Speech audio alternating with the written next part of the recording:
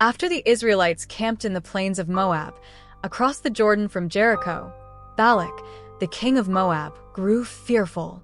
He had heard of their victories over the Amorites and worried that his own kingdom would be next. Desperate, he sent messengers to summon Balaam, a well-known prophet, to come and curse the Israelites. The messengers traveled to Balaam's home and delivered Balak's message. "A people has come out of Egypt and covers the land. They are too powerful for me. Come and curse them, for I know that those you bless are blessed, and those you curse are cursed." Balaam told the messengers to stay the night, and he would seek God's guidance. That night, God spoke to Balaam, asking, "Who are these men with you?" Balaam replied, "They have come from Balak, king of Moab, who wants me to curse a people who have come out of Egypt." God said, "You must not go with them. You must not curse these people, for they are blessed." The next morning, Balaam sent the messengers back, saying, "The Lord has refused to let me go with you." When Balak heard this, he sent more distinguished officials, promising Balaam even greater rewards.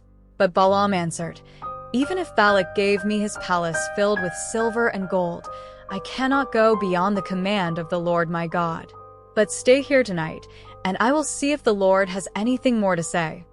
That night, God told Balaam, "Go with them, but do only what I tell you." So Balaam set out on his donkey. But God was angry because he knew Balaam's heart was drawn to the reward.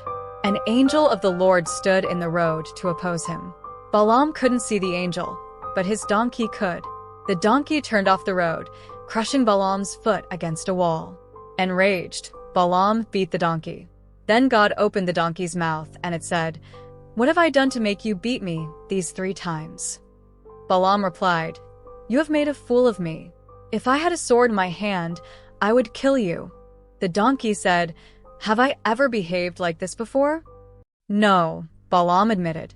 Then the Lord opened Balaam's eyes, and he saw the angel standing in the road with a drawn sword. The angel said, "Why have you beaten your donkey? I have come to oppose you because your way is reckless.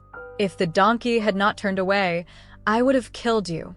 Balaam bowed low and said, "I have sinned. If you do not want me to go, I will turn back." The angel replied, "Go, but only speak what I tell you." When Balaam arrived, Balak took him to several high places to see the Israelites, hoping he would curse them. But each time Balaam opened his mouth, blessings poured forth instead of curses. "How can I curse whom God has not cursed?" Balaam said, "How beautiful are your tents, O Jacob! Blessed is everyone who blesses you, and cursed is everyone who curses you." Balak was furious. "I brought you here to curse my enemies, but you have blessed them 3 times. Balaam answered, "Did I not tell you that I can only say what the Lord puts in my mouth?"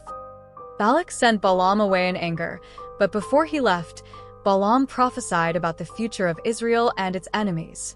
Despite the temptation of wealth and honor, Balaam could only speak what God had commanded.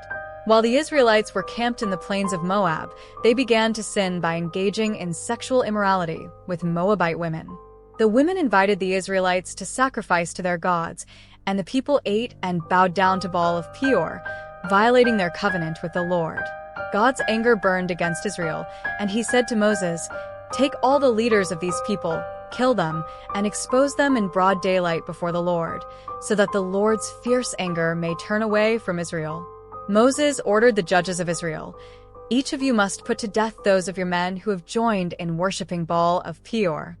As the people were weeping before the entrance to the tent of meeting, an Israelite man named Zimri brought a Midianite woman, Cosbi, into his tent in defiance of God's commands. Phinehas, the son of Eleazar and grandson of Aaron the priest, saw this and was filled with zeal for the Lord's honor. Phinehas took a spear in his hand, followed the man into the tent, and drove the spear through both of them. This act of zeal stopped the plague that had begun because of Israel's sin, but not before 24,000 people had died. God spoke to Moses, saying, "Phinehas has turned my anger away from the Israelites. Because of his zeal for my honor, I am making a covenant of peace with him and his descendants." Afterward, the Lord commanded Moses to treat the Midianites as enemies, for they had deceived the Israelites and led them into sin. Despite their disobedience, God did not abandon his people. He instructed Moses to take a new census of the Israelites, preparing them for the conquest of the Promised Land.